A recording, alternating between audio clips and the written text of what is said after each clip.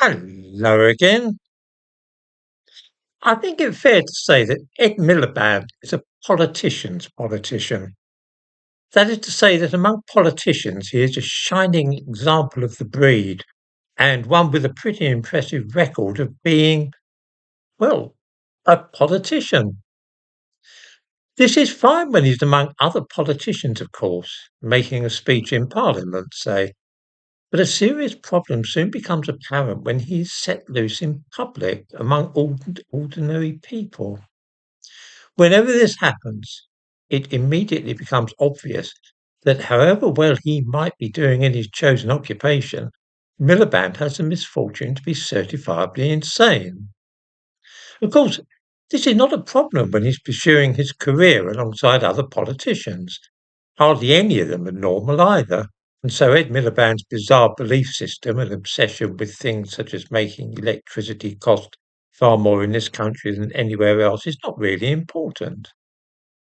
But let's face it, MPs don't really need to fret about electricity bills like the rest of us, so they're not like to be interested in rising energy prices.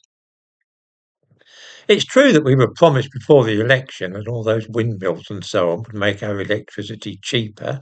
I think a figure of £300 was mentioned, but none of us really believe that, so it doesn't really make any odds to anybody. It's not even that these crackpot schemes are so obviously flawed, which is the only problem,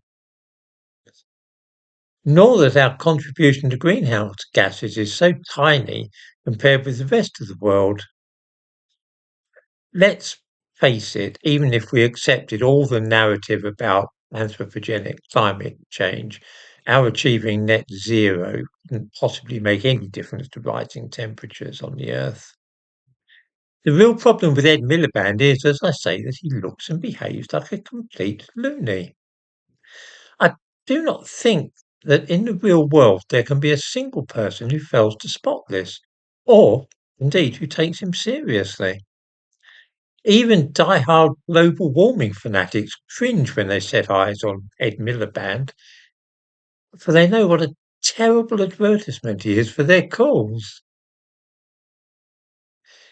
Fortunately, he's seldom let loose in public these days, because I suspect that senior members of the government have begun to suspect that he is a bad advertisement for them. He spends most of his time being transported around the country, and indeed the world, in chauffeur-driven limousines and private jets, meeting only other politicians who are unlikely to notice that they are sharing the room with a raving madman. The rumour is that even Keir Starmer is becoming dimly aware of the fact that Ed Miliband is not really the poster boy of the modern Labour movement, and that he'll be trying to get rid of him in the autumn, perhaps replace him with somebody who can be allowed out without a keeper. I should be sorry personally if this happens, because I find the Energy Secretary among the less offensive members of the Cabinet. He has one advantage at least over his colleagues in that he genuinely believes the lunacy he talks of, rather than being a cynical shyster like the other members of the present government. He may well be a madman, but at least he's an honest madman.